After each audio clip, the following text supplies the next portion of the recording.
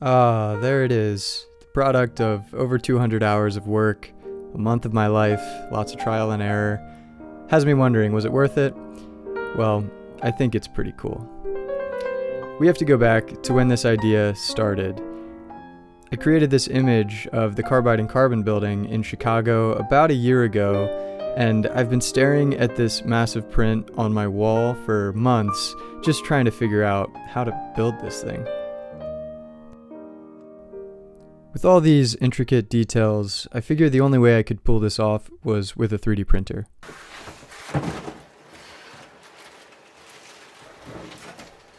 Now that I have my 3D printer set up, the next step is making the files to actually send to the printer. So I imported a detail here into Rhino, which is just a general 3D modeling software. And first I trace all of these lines, and then I can move them around in 3D space and create solids from it. Once I had these pieces modeled, I sent them over to my 3D printer with a silk gold filament, and finally I had my first piece of this very large puzzle. This model is going to be too big to entirely 3D print, and I also like to have some diversity in the materials, so that's where these basswood sticks come in. There are a ton of different sizes, and these are all very precise dimensions. So first I went to the art store, saw what they had available, then I added all those sectional sizes into my modeling program and started arranging them to put together the floor plan of this building. An important thing to decide early on in this process is the scale of the model. I chose to do 1/4 inch is equal to 1 foot, so 1/4 inch in the model is a foot in real life, and based on that I could choose all my basswood stick sizes. For instance, a 1/2 inch by 1/2 inch stick would be equal to 2 feet by 2 feet in real life.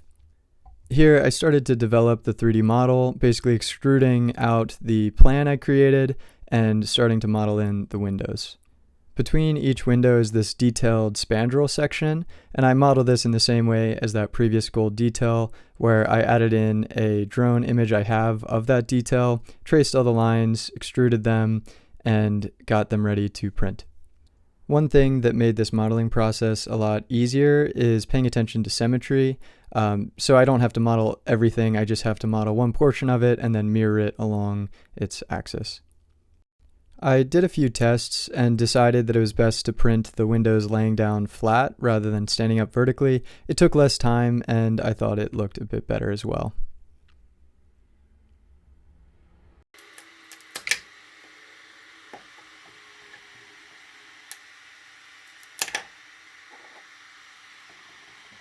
With the windows printed, it was finally time to start assembling the first facade sections. So I printed out the floor plans and an elevation for reference, and I first glued the two 3D printed window sections together. It was too tall to fit in one print, so I just used some super glue to attach them. I used my floor plan reference to grab all of the stick sections I needed for this portion of the facade. Then I used the window section here as a reference to measure because I knew some of these sticks were the exact height of these windows, and then I started cutting. I wanted these 3D printed pieces to fit really snug, so I used them to help measure the sticks.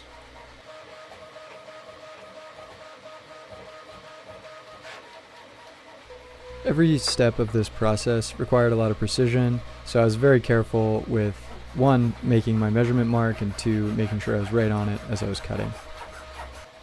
When I had 2 pieces of the same height to cut, I found it easiest to just put these together, align the bottoms, and cut them together to ensure that they're exactly the same. Once I had all the wood cut for one section, I started to sand, preparing for staining later on. I was really methodical with where I placed these sticks down, so I just remember where each stick goes. Through this whole process, I had the 3D printer running, making all these window sections, so you can hear it buzzing in the background. I decided on a darker stain to give some contrast to the gold details.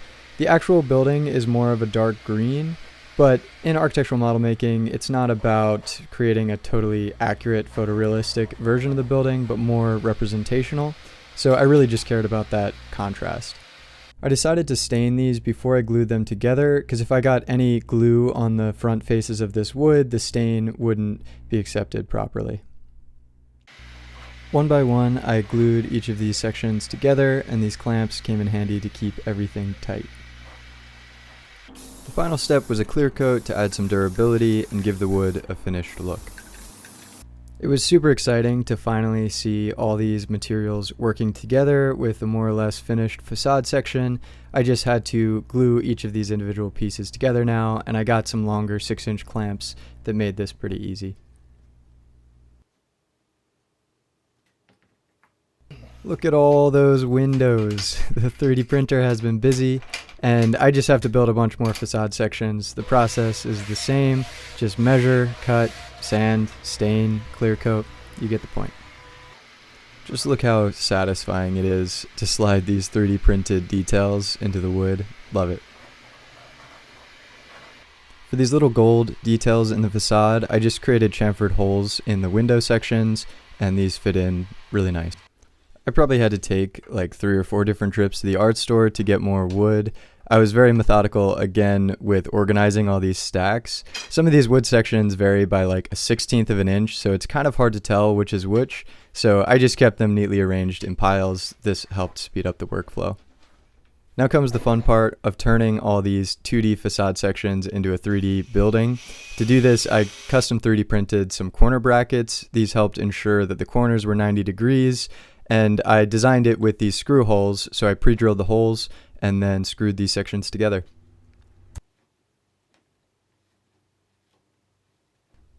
So now that I finished with the base facades, it was time to move on to the top, which gets a little bit more complex with these 45-degree chamfers and this beautifully ornate like headband looking thing. So I printed this in 4 different sections with a bunch of little gold pieces to embed. I also printed this gold section here, which follows that same profile as the headband, and between them is wood. So I just used that as a template and created all these miter cuts to put it together. I designed each of these 3D printed pieces with screw holes, and that way I could easily just make sure these are aligned. There's always going to be a little bit of inaccuracy between the perfect digital model and the physical reality. So I designed these pieces so they could slide to accommodate any discrepancies, any differences, and I found that the facades below were actually a little bit wider than what they were supposed to be, so you can see that this is shifted just by like a 1/16 of an inch to make everything align. With this top section starting to come together, I started adding more of the final details, like this thin gold band. It took a little bit of trial and error with the 3D printer to figure out how much tolerance to use and how these pieces actually fit together. There were just a few more facade sections to build for this upper portion of the building. This followed much of the same process. As I was building them, I made sure to test fit with the sections I already had to make sure everything was fitting properly. This whole process was just a matter of assembling tiny parts that turn into medium parts that are then assembled into the whole. So once I had these facades done, I used clamps to connect them to the headband section I worked on earlier. It was really exciting to start test fitting all of this together. It was really the first time I got a sense for the scale of this model. Now shifting gears to the base of the model, I knew I needed something pretty sturdy and rigid to hold everything together, so I built this out of more conventional lumber. It's a pretty simple 16-inch by 16-inch box with mitered corners. I primed it, painted it, then I was ready to start putting things together. No presentation model is complete without a little bit of lighting, right? And Art Deco buildings especially have a certain drama to them that is really brought out by uplighting. I have no experience with electrical stuff, so this was a bit of a process to learn and understand it. I decided to do 12-volt LED lights powered by 8 AA batteries.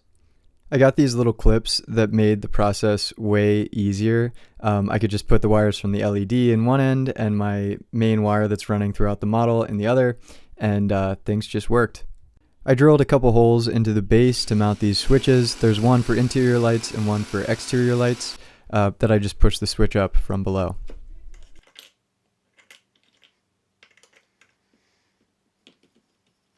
I drilled a couple more holes into the base to route both the interior and exterior light wire up into the building. Finally, it was time to secure the facade sections down to the base, and again, these custom 3D printed corner brackets really made this process easy. I knew I wanted to add some uplighting to the base, so I just quickly experimented with the placement of that and the angle to see what looked best. I drilled a few more holes into the base for the uplighting, and then it was on to assembling the floors. I made a mistake with the first one I cut here. One of my dimensions was wrong. It was too narrow, so I went back to the drawing board and got things right. Before I can lay the floor in, I attached the LED light that will be pointed down towards the first floor, and I'm using a piece of wood to conceal the wire chase, but also this serves as a platform for the floor to sit on. I drilled a hole in the floor plate to pop the LED into, and then I worked on the structure. This is just chipboard, so if it was unsupported, it would probably start to sag. And also, this structure creates a cavity in which the wires will run, and it'll be capped by another plate on top. This process continued, repeating these steps floor by floor as I worked my way up the building. I wanted to add more uplighting, so I redesigned this gold piece here to allow an LED light to slide up concealed through the middle. The wires from the LED were routed to the inside, and then this piece slid in nice and snug.